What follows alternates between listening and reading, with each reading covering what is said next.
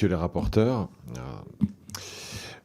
D'abord, merci également de m'accueillir dans cette commission. Je vais prendre quelques instants avant de commencer mon propos pour souligner que j'ai préparé cette intervention avec Monsieur Gérard Lapierre, ex-attaché d'armement et attaché de défense adjoint à l'ambassade de France en Espagne.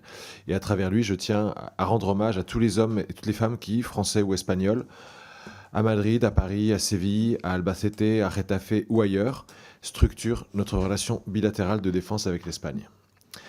Alors aujourd'hui, nous délibérons donc sur le projet de loi autorisant la ratification du traité de coopération en matière de défense entre la France et l'Espagne, traité signé à Barcelone le 19 janvier 2023 dans le cadre de la signature du traité d'amitié France-Espagne, à laquelle j'ai moi-même assisté en tant que député des Français de la péninsule ibérique.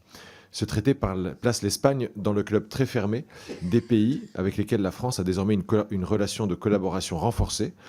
C'était le cas du Royaume-Uni avec le traité de Lancaster House, l'Allemagne avec Aix-la-Chapelle et l'Italie donc avec le Quirinal. Ce traité actualise, vous l'avez dit, un accord datant de 1983 qui répond au nouveau contexte sécuritaire.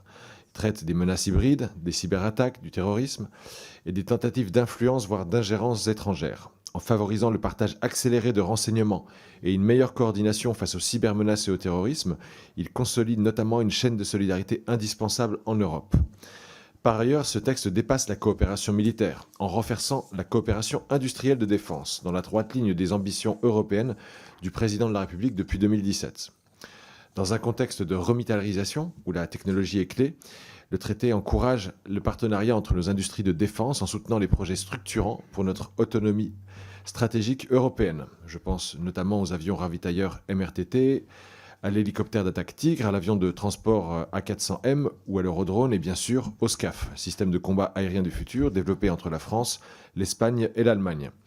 Par les coopérations qu'il promeut, ce texte assure une compétitivité accrue de nos tissus industriels de défense, mais renforce également l'autonomie stratégique européenne et ce faisant notre souveraineté industrielle et technologique face aux grands acteurs mondiaux du secteur.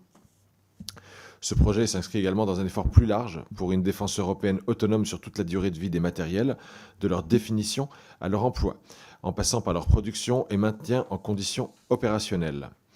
La France et l'Espagne partagent donc une vision commune, celle d'une Europe autonome capable de défendre ses intérêts, son intégrité et contribuer à la sécurité du monde à travers les cadres de coopération multilatéraux que sont l'ONU, l'OTAN et l'Union européenne. Ce projet de loi s'inscrit donc dans une tradition de solidarité en l'adaptant aux besoins actuels et futurs. Le groupe Ensemble pour la République votera en faveur de ce projet de loi. Ma question, messieurs les rapporteurs, est pensez-vous effectivement qu'en termes industriels, ce traité, la ratification de ce traité, va nous permettre d'aller encore plus loin et de solidifier nos accords industriels et nos partenariats avec l'Espagne ?